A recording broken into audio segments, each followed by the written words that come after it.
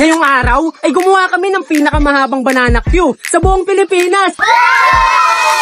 Ito ang normal na banana queue at ito naman ang pinakamahabang banana queue sa buong Pilipinas. Meron itong haba na 20 feet at meron naman itong 105 na piraso ng saging. Kaya ito ang tinaguriang pinakamahabang banana queue sa buong Pilipinas. Sa mga napapaisip ngayon paano namin ito nagawa, ito ang mga naging plano namin para mabuo ito. Ang una naming naging plano ay humanap ng kawayan. Ito ang naisip naming gamitin para makagawa ng mahabang tusukan ng banana queue. Nagtanong na agad kami sa mga kalugar namin kung saan merong kawayan dito. Tulo, Severina. Meron daw sa Severina, kaya doon na agad kami dumiretso. Pagpunta namin doon ay nagpaalam lang kami sa may-ari kung pwede ba kaming kumuha ng kawayan. Agad naman kaming pinayagan. Kami na lang daw magputol ng kawayan. Yan, sige. Ipakita mo kung sino ka.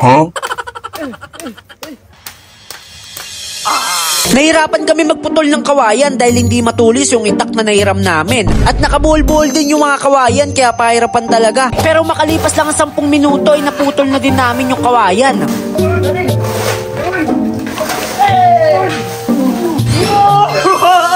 Dahil nakakuha na kami, ay dadali na namin ito sa bahay. Ito ang gagamitin namin para maging tusukan ng banana queue na gagawin namin. Ito na ang pinakamalaking banana queue na makikita nyo sa buong mundo. Kaya panoorin ang video na to. Pagdala namin sa bahay, tinawag na namin yung panday na magpuputol ng kawayan para hindi na kami mahirapan. Hinati lang namin sa gitna yung kawayan para makita namin kung kakayanin ba nitong bumuhat ng maraming saging. Nung naputol na namin ay dito na namin napagtanto na hindi kakayanin ng manipis na kawayan na maging tusukan ng banana queue kasi mapuputol ito. Hindi kakayanin to bumuhat na napakaraming banana queue, tol.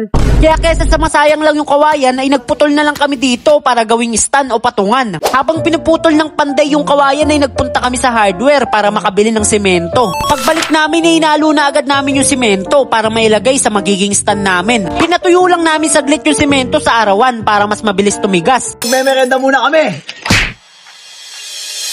Pagtapos namin magmerienda ay tinusok na namin sa semento yung mga naputol namin sa kawayan para maging stand. Papatuyuin na lang natin to tapos ready na to, may stand na tayo tol.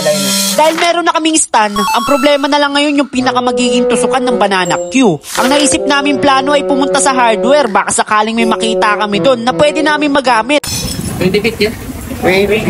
Sakto, may manipis na bakal sa hardware na merong 20 feet ang haba. Kaya binili na agad namin ito. Umuga-uga pero matibay yan tol. Ang kailangan lang na ito, tukudan. Naka-ready na rin tukudan namin. Kaya mission success na tol, no?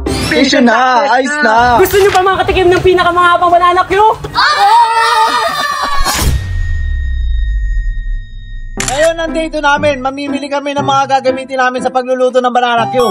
Sinimulan namin ang date sa pagpunta sa palengke para makabili ng mga kakailanganin namin para makagawa ng pinakamahabang banana queue sa Pilipinas. Nagdala kami ng metro para matansya namin kung ilang piraso ang sasakto sa 20 feet. Lumabas sa metro na 90 piraso ng saging ang kailangan namin. Ang ginawa namin ay bumili kami ng 105 na piraso ng saging para kung sakaling kulangin yung 90 piraso, may dadagdag kami. Pagtapos namin makabili ng saging ay nagpunta naman kami sa bilihan ng asukal at mantika.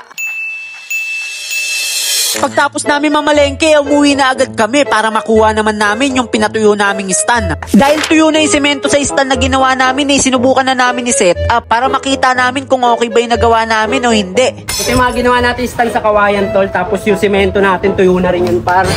Tapos yung bakal na naano namin tol, no? Saktong-sakto na talaga tol. At dahil nasubukan na namin yung gawa namin, ay oras na para magluto ng maraming saging. Pero bago yun ay binalatan muna namin lahat ng mga saging. At habang nagbabalat kami ay sinalang na namin yung mantika sa kawali para uminit na ito. Sa tingin mo tol, sakto na yung dyan, 100 pieces do sa may 20 feet natin. Tingin ko, kukulangin to eh. Ikaw tol, ilan kulang natin tol sa tingin mo? Sa estimate ko, 20 feet yung di ba pre? 20 feet. Siguro mga 4 kalahati. Sa tingin mo, ilan yung kulang?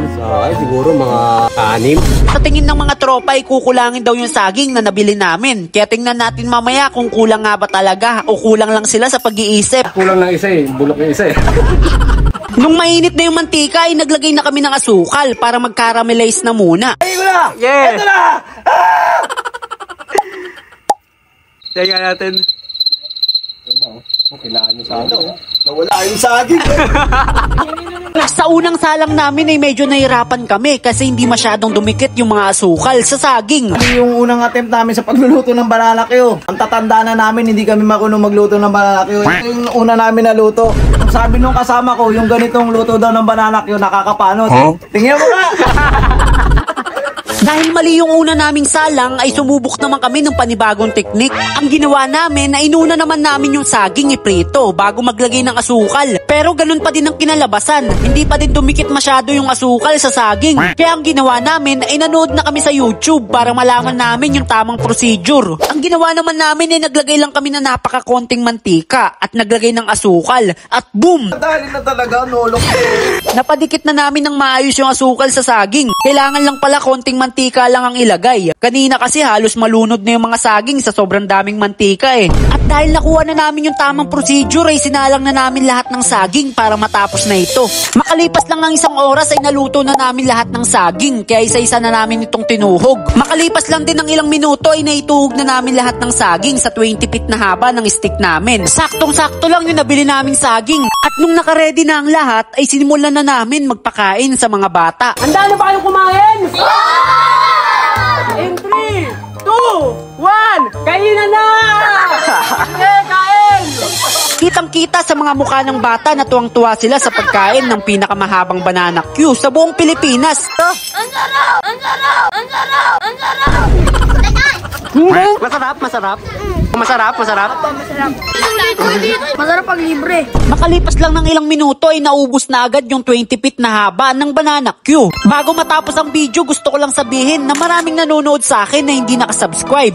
Kaya ano pang hinihintay mo? Pindutin mo na yung subscribe tol, dali na. Paabutin mo na ako ng 100k subscribers. Yummy! Oh!